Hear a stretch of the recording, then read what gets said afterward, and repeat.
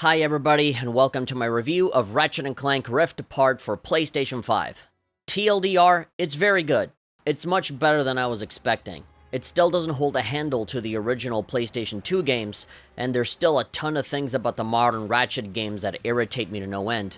But it's still a very fun time, accompanied with one of the best graphical showcases on the PlayStation 5 so far. I thought I was gonna hate this game, but I came out loving it and wanting to play through it a second time.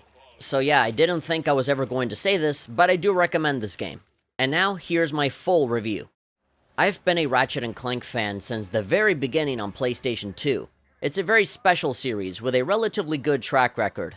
However, as the series transitioned onto the PlayStation 3, it started to lose the attitude and edge that attracted me so much to it back in the day. It started to become more kid-friendly and pursued the intoxicating glamour of AAA titles. Big cutscenes, huge scale, bombastic music, and of course, having the best looking graphics in whatever platform is featured in, at least during the beginning stages of said platform. These aspects definitely improved the series in some ways, but also ruined it in many others. For one, the overarching message that the original PS2 games carried was quickly lost for more generic and nonsensical stories. The writing became stupider and the titular protagonists quickly lost their bite and vibrancy in favor of a more generic goody-two-shoes personality. In terms of gameplay, the cutscenes and story delivery got sloppier as a consequence that came from following modern-day trends instead of staying true to what made the series good in the first place. The soundtracks also got a lot worse, with how it leaned on more generic, epic orchestral music instead of the more unique sound the PS2 games had. And the final cherry on top was how pretty much every single modern Ratchet game had a vested interest in treating you like the stupidest person on the planet by endlessly talking and explaining obvious things for the entire playthrough.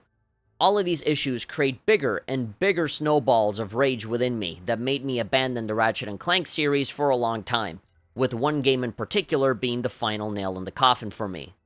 It also didn't help how the gaming press was more interested in gushing about the graphics and calling each installment a playable Pixar movie for the 10 millionth time, instead of discussing anything deeper. These kinds of comments and articles only serve to enable developers into focusing on only visuals and half-assing everything else, with the graphics then becoming an excuse, a talking point that stands in support of mediocrity. No game exemplifies this better than the PS4 remake of Ratchet & Clank 1, my aforementioned nail in the coffin. In my opinion, that game was the most beautiful looking hot pile of garbage that spits and pisses all over what the original game stood for. Other than the graphics, I pretty much despised everything about it, for all the reasons I mentioned earlier. Enter Ratchet & Clank Rift Apart, the newest entry in the series for the PlayStation 5. I was already disillusioned and cynical at the thought of a new Ratchet game, and after seeing the trailers for the newest one, featuring a female counterpart and multiverses, I was fully convinced that this game was going to be terrible, and I had no interest in ever playing it.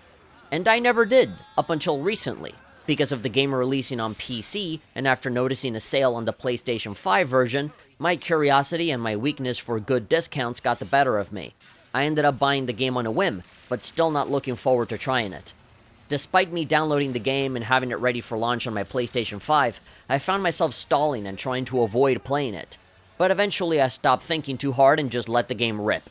And after a new game, and playing through the first 20 or so minutes of it, a lot of my initial fears manifested almost immediately.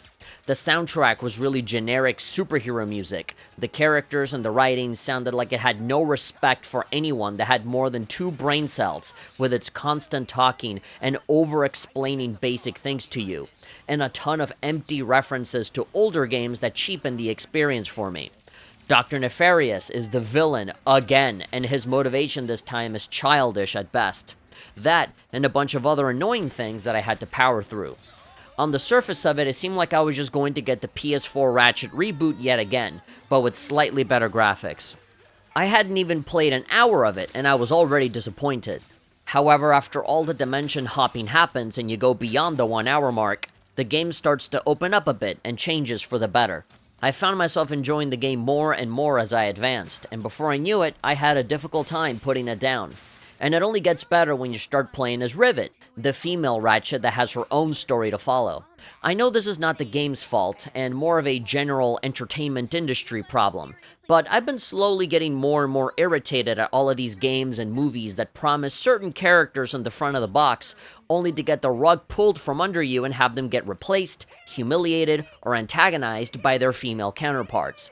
Realistically speaking, this mostly happens with Disney movies and shows and not much else. But sometimes games do this too, and when I saw Rivet for the first time, I got a pit in my stomach thinking that she was going to be this perfect, flawless character that was going to upstage Ratchet in every way, and perhaps even replace Ratchet permanently, since at the beginning of the story it's mentioned that both Ratchet and Clank are basically retired and haven't done anything special in years. Which is in contrast to Rivet at the beginning of the game, who seems a lot more driven. So my assumption was that this girl would just swoop in, steal all the glory, make the original heroes look bad, and leave all of those toxic cis white males in the dust with her female empowerment. That was my assumption going into this game, and I am very happy to say that that is not what this game is at all. I ended up liking Rivet a lot, and I had fun seeing her bounce off of all the other characters. I like that you can customize her as well and let her use the same weapons a Ratchet has. She was just a really cool character that never was above or below anyone else. She really was a good fit, and if this game's ending is anything to go by, it doesn't seem like this will be the last we'll see of her, and I look forward to it, because I think she's a genuinely good addition to the cast. And yes, if there's a female Ratchet, then there's a female Clank as well, and she's fine too. As you advance the story and unlock more planets, you'll be able to switch between Ratchet and Rivet and use them in equal measure as you chase after collectibles and side quests that grant really fun rewards, in particular with the golden bolts. Every time you get one, it unlocks something that would have been called cheats a long time ago, like big head mode, screen filters, changing all the currency in the game into either Zelda rupees or even energy drinks, or having damage numbers fly out of enemies like it's an RPG. On top of that, you can also find bits of armor around the world, all of which look either really badass or goofy as hell. These give you benefits and stat boosts as well, so even if you're not going to wear them, you should still look for them. The weapons are also a blast to use, no pun intended. All of them are unique and fun, with a lot of them calling back to older games, and thankfully these weapons are usually the better ones that have been carried over since the originals. And just like all the other games, the more you use them, the faster they level up and get even stronger, which gives you a great reason to not just max out your favorite weapons, but also max out the rest of them. This isn't even getting into the Omega weapons, which are even stronger versions of the maxed out weapons you have that can only be unlocked on your second playthrough. Because of all these upgrades and all the other collectibles you might have missed at first, one might say that Ratchet & Clank games don't truly start until your second time playing, and you have pretty good incentives to do so as well. Graphically, I don't think I need to stress how incredibly good it looks. Whether you're in the dark, in broad daylight, in a cave, or in a giant neon city, every environment has looked so amazingly good that I find myself just staring at the screen for a good long while. Seeing everything in movement is also great, because you have the option of playing the game in either fidelity mode or performance mode. One allows for ray tracing and slightly nicer visuals, but at a lower frame rate. Performance mode, however, removes the ray tracing in favor of a smoother 60 frames per second experience. I went back and forth a lot, and I honestly couldn't tell the difference between the two other than the frame rate. So performance mode is what I stuck with for the entire playthrough, and it was wonderful. Another thing I love about this game is that there's little to no Captain Quark in this game. He shows up for about a minute at the start, and then for a few seconds towards the end, and that's it.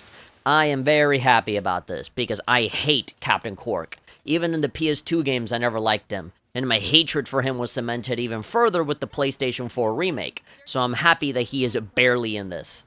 One thing that can look like a downside on the surface is the lack of levels. There really aren't that many of them, and you'll find yourself backtracking to a few of them. However, they are pretty big levels, and you'll have reasons to go back and explore through all of them and find a ton of stuff, plus the side quests. So it's not like in the originals where we constantly got new planets to play through, and even those got different routes that you could take. But at least here they do a good job in doing a lot with the fewer amount of levels on display. If there's anything else I can mention is the features that are enhanced by virtue of being on the PlayStation 5. The game makes great use of the controller's haptic feedback, where you can do different things with your guns depending on how hard you pull on the trigger. This might be a problem on PC where you can use any other controller, and trying to adapt that feature on a normal trigger might be a bit too awkward to deal with, especially when your trigger is just a button, like say the Nintendo Switch Pro controller, where there's no sensitivity or no halfway press that you can work with. Even on PC, if you can play with a PlayStation 5 controller, then I recommend that you do. The vibration in general is really fun to feel out, with every single footstep or menu movement giving you a slight tap of the vibration, which always feels good even if it's not necessary. Loading times are super fast as well, as expected of a PS5 showcase title.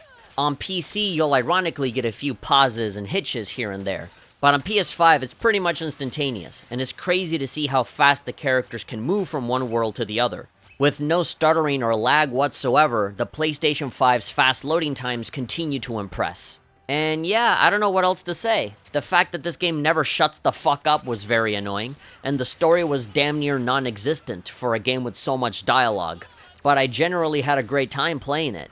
It really felt like a return to form while adding some things that enhanced the experience. I know it's easy to look at more realistic looking games and claim that those are the best looking ones, or the most advanced ones that better represent the power of a next-gen console, but I think it's games like Ratchet & Clank Rift Apart that better get those points across.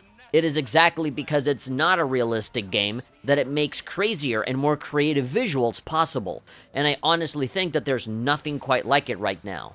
I'd rather a goofy, cartoony space game than yet another hyper-realistic military shooter, or a very nice-looking medieval environment with nice water puddles to look at. They look cool, but we've seen it a million times, and we really haven't seen anything like Ratchet & Clank in a long, long while. Not only does it look great, but it plays great as well. It plays so well, in fact, that I very much want to go back for a second playthrough to level up all the Omega weapons, get the Rhino, and tie up any loose ends. If that's not a recommendation, then I don't know what is, especially from someone that was 100% a hater of this series until recently. And yeah, let me just remind you, I went into this game actively wanting to hate it, and after a certain point, I just couldn't.